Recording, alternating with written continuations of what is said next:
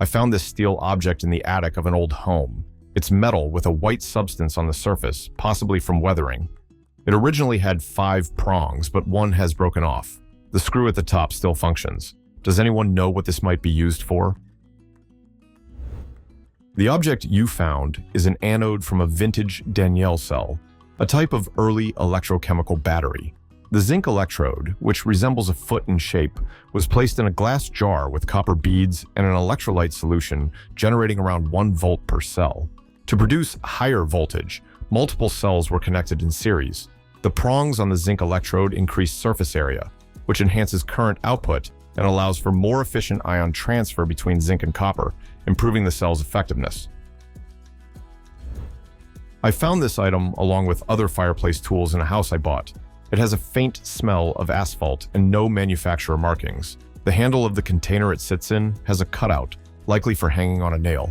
Does anyone know what this could be?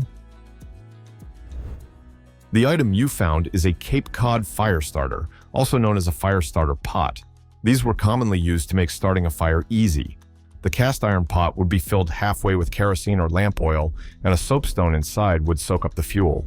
When lit, the kerosene-soaked stone would burn for around 10 minutes, plenty of time to ignite the logs without needing kindling or newspaper. I found a cardboard item labeled Immune 1949 with symbols resembling a pound sign, a crutch, and possibly a shell. It seems to be from the United Kingdom. Does anyone know what this might represent? The badge you found is likely a vaccination badge, possibly indicating immunity to smallpox. The letter S may stand for smallpox, and the symbols on the badge could represent an ampule and syringe. In the United Kingdom and elsewhere, badges like these were sometimes issued to indicate that a person had been vaccinated. Smallpox was a significant health threat, but thanks to widespread vaccination efforts, the last natural outbreak in the United States occurred in 1949. By 1980, the World Health Assembly declared smallpox eradicated globally, marking one of the greatest successes in public health history. What is this tool? It looks like a hammer, but it has a unique star-shaped head. I found it in my grandfather's workshop among other old tools. Does anyone know what it might be used for? This is a star bit sharpening hammer, used in blacksmithing to create a star-shaped point on a drill rod for rock drilling. The process involves heating the rod, shaping it with the hammer, and then cooling it to harden the point.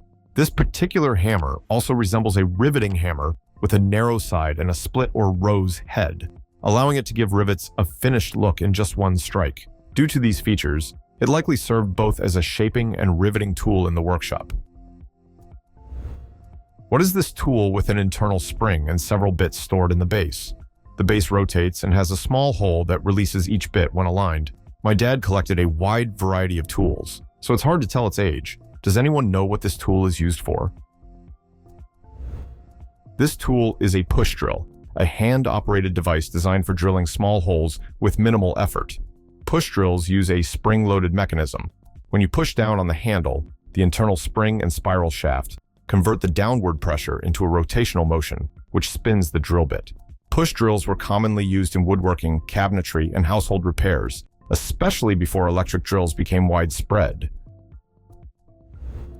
What is this sliding and locking mechanism on the bottom of my lighter? When I slide it out, a tubular section with a sharpened edge pops out. Does anyone know what it's used for? The feature at the bottom of your lighter is likely an integrated cigar punch cutter. Once extended and locked in place, this tubular section with a sharpened edge allows you to punch a small, clean hole in the end of a cigar. This provides a controlled cut, making it easier to draw smoke without damaging the wrapper. Punch cutters like this are commonly included in high-end lighters for the convenience of cigar enthusiasts. I found this device deep in my church's storage. It looks like it has a slot for a battery, multiple lights, and a knob that clicks when twisted. It seems to be from the 1970s and is primarily made of aluminum. Could it have been used for something related to tithing, or does anyone know its actual purpose? This device is an electric candle lighting fixture that some churches used as a safer alternative to traditional votive candles. The ritual of lighting a candle traditionally works like this. You make a small donation and then light a votive candle for the person you're praying for. Starting in the mid-20th century, Some churches began offering these electric versions instead. Depending on the setup, you either insert a coin into a slot and the candle lights up automatically, or you place money in a collection box and turn on the candle manually. I found a steel L-shaped object measuring about 9 by 5 centimeters and only 3 millimeters thick. It has writing on it, and it might be a naval tool from around 1944. Does anyone know what this could be used for? This is a drill sharpening gauge, used to check and verify the precision of drill bit sharpening. The markings on the angled side help in measuring the lip length of the drill bit and ensure that the bit has been ground correctly to maintain concentricity, rather than being off-center. This gauge was stamped by 2 different machinists or naval engineers, one of whom served on the North Dakota SSN 784 submarine. Drill point grinding gauges like this one were common tools for machinists, especially in naval settings, to ensure that drill bits were accurately maintained for effective and safe use. I found this small metal tool among some antique sewing supplies. It has a cupped eye on one end and a handle that looks like it might be made of ivory. Does anyone know what this tool might be used for?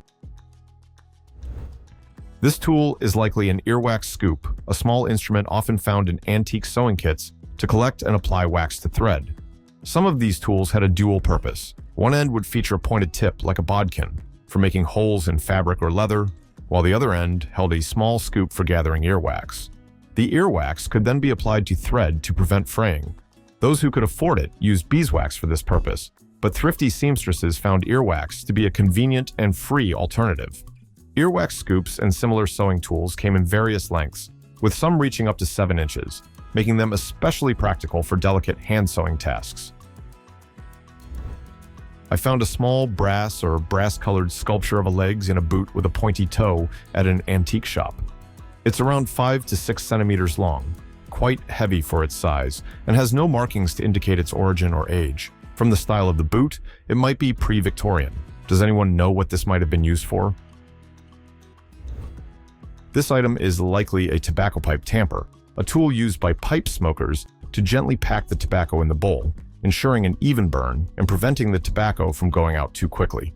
Pipe tampers became popular in the 18th and 19th centuries and were often made from materials like brass, silver, or wood. Tampers were frequently crafted in unique shapes, such as miniatures of boots, legs, or other objects, adding a decorative touch. The leg or boot design you found might reflect a pre-Victorian or Victorian aesthetic, a time when finely crafted smoking accessories were popular among gentlemen. Some tampers were even part of multi-tools with additional features, like cleaning picks. I found this mysterious object years ago near a forest in western Germany in the Ostwestfalen region. It's fairly heavy, heavier than wood, but not quite as heavy as lead. Someone suggested it might be a lead seal. Could anyone confirm if that's correct or suggest what else it might be? What you found is likely a German emergency currency coin, or Notgeld, from the 1920s. During that period, some German states issued small change in various materials to address economic shortages, and thousands of unique designs were produced. This particular coin features a horse chestnut, a tree commonly associated with the German tradition of drinking beer in its shade, a key element of beer garden culture. The material is likely Böttger stoneware, a hard and durable ceramic invented by Johann Friedrich Böttger in the early 18th century and produced at the Royal Porcelain Factory in Meissen. While Meissen porcelain Notgeld coins became especially common after World War II, your coin may be from an earlier period. I found this small leather piece with straps and adjustable buckles years ago. It's about 15 by 18 centimeters, and there were 2 originally, though I've since lost one. I can't figure out how it would be worn on any body part or used on an animal. Does anyone know what it might be for? This item is a decorative boot strap. Such straps were often used as an ornamental addition to boots, adding a rugged or stylish touch to the footwear. Decorative boot straps became popular in certain styles of Western and military fashion. These straps were especially common in the mid-20th century, but are still seen in some boot designs today, particularly in Western, biker, and vintage-inspired styles. In the last video, I asked you to guess what the small, round shelf inside an old mailbox might be used for. Almost everyone got it right. It's a spot to place coins for postage when you don't have enough stamps for a package. Thanks to everyone who joined in and shared their guesses. The first person to guess correctly was user RJS. All right, it's time for another mystery item. Take a look at this one. It's a strange object with a leather-like texture, and it has a lever that can be raised and lowered. What do you think it could be used for? Leave your guesses in the comments below, and I'll reveal the answer in the next video. Thank you for watching. If you enjoyed the video, please like and subscribe. Your support motivates me to create more videos. See you next time.